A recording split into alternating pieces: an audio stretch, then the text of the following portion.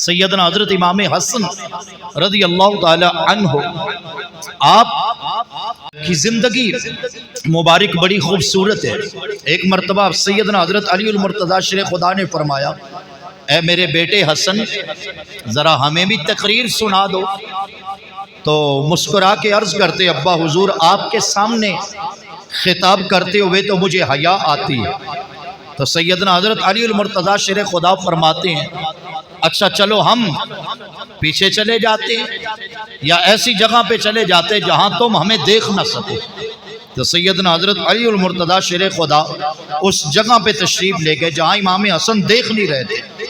تو حضرت امام حسن رضی اللہ تعالیٰ عنہ نے خطاب کیا اور ایسا پر مغز خطاب کیا کہ حضرت سیدنا علی المرتضیٰ شیر خدا عش کر اٹھے، بلکہ اللہ کے حضور شکر ادا کرتے ہوئے کہا، یا اللہ تیرا شکر ہے کہ تو نے علی المرتضیٰ کو حسن مجتبیٰ جیسا بیٹا عطا فرما دیا۔ بلکہ اس کے بعد سیدنا حضرت علی المرتضیٰ شیر خدا آپ کو اپنی مسند پہ بٹھاتے اور آپ کے پاس کوئی مسئلہ آتا تو سیدنا امام حسن پاک کو حکم دیتے، اے بیٹے جاؤ اس مسئلے کو تم حل کرو۔ کوئی لوگ آپ سے سوال پوچھنے آتے تو آپ لوگوں سے کہتے تھے کہ یہ مسئلے تو تم میرے بیٹے حسن سے پوچھا کرو۔ تو سیدنا حضرت امام حسن رضی اللہ تعالیٰ عنہ جب گفتگو کیا کرتے تھے، آپ کی گفتگو اتنی پرتاثیر ہوتی، اتنی میٹھی ہوتی، اور اس کے اندر پیارے محبوب صلی اللہ علیہ وسلم کی ایسی خوشبو ہوتی کہ لوگ دعائیں مانگا کرتے تھے، اللہ کرے نہ دن مکے نہ امام حسن کی تقریر ختم ہو۔ ایسی خوبصورت تقریریں آپ فرمایا کرتے تھے۔ سیدنا امام حسن رضی اللہ تعالی عنہ کو ایک بار نہیں بلکہ کئی بار دھوکے سے زہر دیا گیا، اور سیدنا حضرت امام حسن رضی اللہ تعالی عنہ کو آخری بار جب زہر دیا گیا تو اس وقت آپ کی طبیعت زیادہ ناساز ہوئی۔ امام حسین رضی اللہ تعالی عنہ کو پتہ چلا تو آپ دوڑ کر اپنے بھائی کے گھر تشریف لائے۔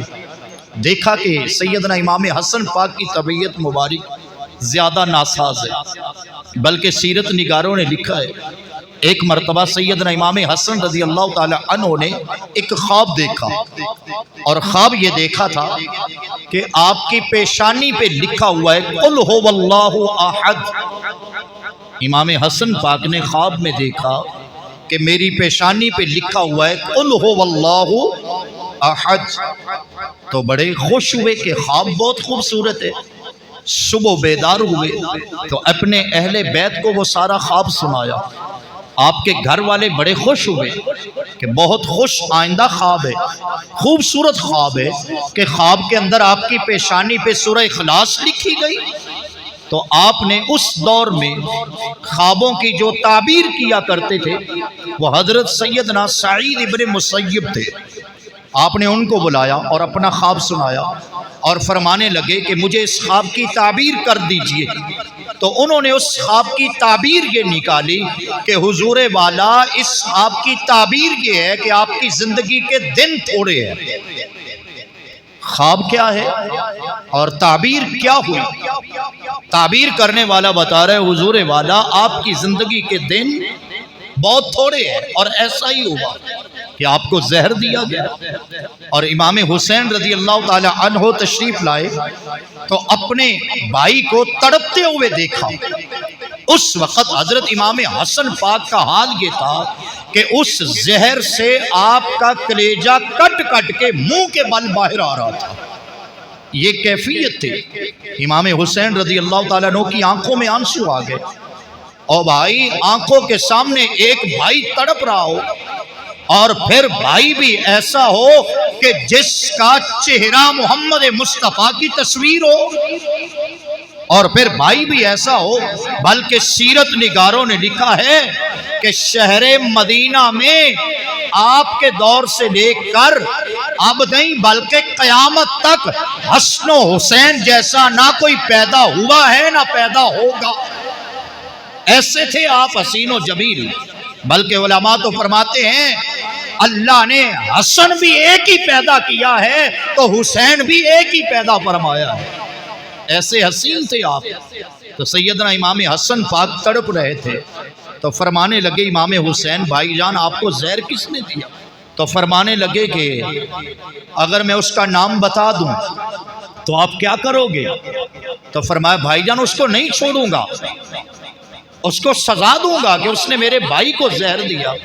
تو امام حسن مسکرا کے فرماتے بھائی جان جس کا میں نام بتاؤں اگر تو وہ واقعی وہ ہے تو پھر میں اپنا معاملہ آپ کے نہیں بلکہ اپنے رب کے سپرد کروں گا، اور اگر میں جس کا نام بتاتا ہوں ممکن ہے وہ نہ ہو۔ تو امام حسن فرمانے لگے میں نہیں چاہتا کہ میری وجہ سے کسی ناحق کی جان چلی جائے۔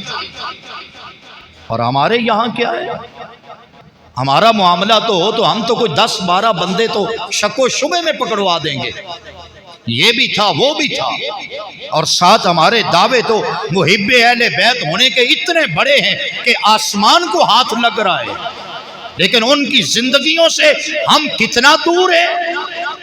امام حسن فرما رہے ہیں اگر جس نے مجھے زہر دیا وہی ہوا تو میرا معاملہ میرے رب کے سپرد ہے کہ اللہ بہتر انتقام لینے والا ہے، اور اگر جس کا میں نام بتا رہا ہوں وہ نہیں ہے تو امام حسن کیا فرما رہے ہیں میں نہیں چاہتا کہ میرے سبب کسی کی نہ حق جان چلی جائے۔